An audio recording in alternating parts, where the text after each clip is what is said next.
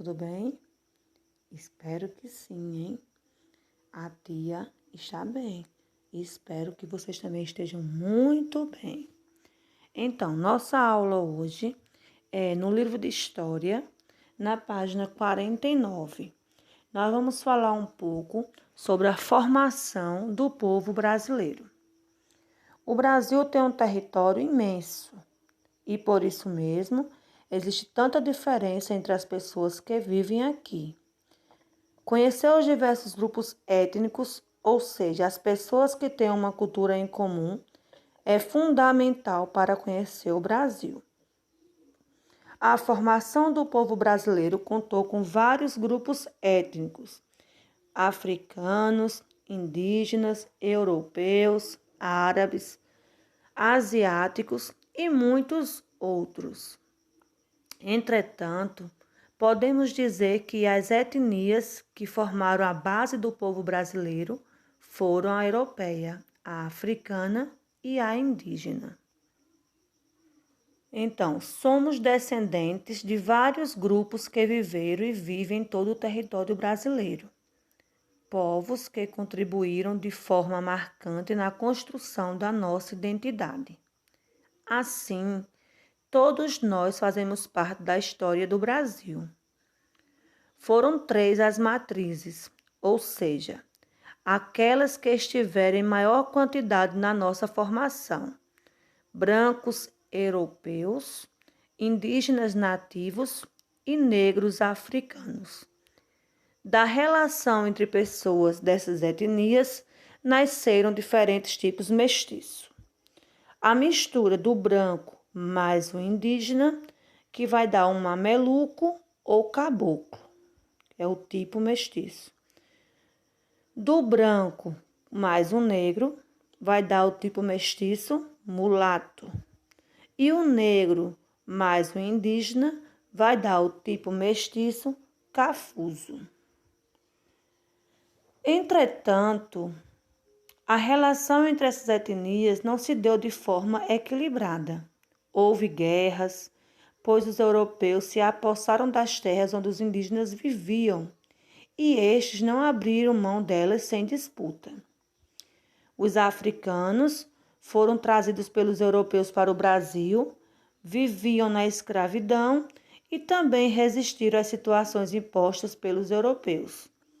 Certamente, não podemos dizer que nosso país se constituiu de forma pacífica. Ao contrário, o sangue de muita gente foi derramado e, sem dúvida alguma, temos hoje heranças dessa história. No censo de 2010, do total de nossos habitantes, 47,7%, quase a metade, classificou-se como branco. Cerca de 43,1% como pardo, 7,6% como negro e 1,14% como amarelo e 0,4% como indígena.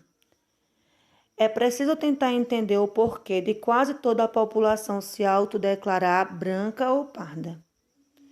Levantar questionamentos sobre o que aconteceu aos indígenas, que hoje constituem menos de 1% da população, também é importante, já que nossas terras eram habitadas apenas por eles quando os europeus aqui chegaram. Pensar sobre isso nos dá uma dimensão da matança de indígenas que houve para a ocupação do território brasileiro atual.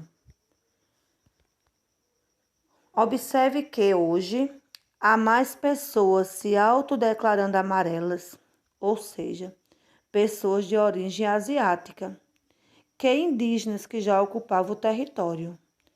Isso nos leva a crer que muitas pessoas daquela etnia vieram para o Brasil como imigrantes e aqui se fixaram.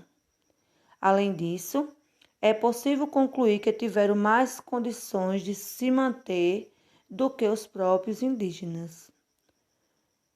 É essencial compreender que a formação do povo brasileiro se deu a partir de relações de dominação, exploração, imposição e aproveitamento entre pessoas de várias etnias. Entretanto, É preciso saber o que aconteceu historicamente para podermos compreender quem somos e como seremos. E mesmo sabendo que atualmente há poucas pessoas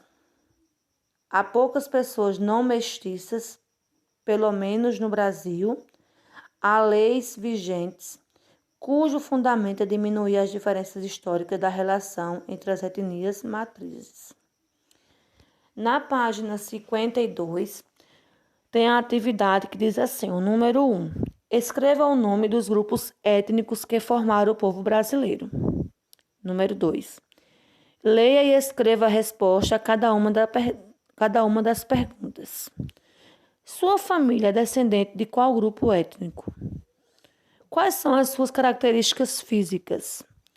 Suas características físicas se aproximam das características de qual etnia? 3. Observe as imagens a seguir e escreva o nome do provável grupo étnico ao qual pertencem essas pessoas. Bom, essa é a atividade de hoje, bem pequenininha. Então, boa aula, estude bastante. Um beijo, fique com Deus.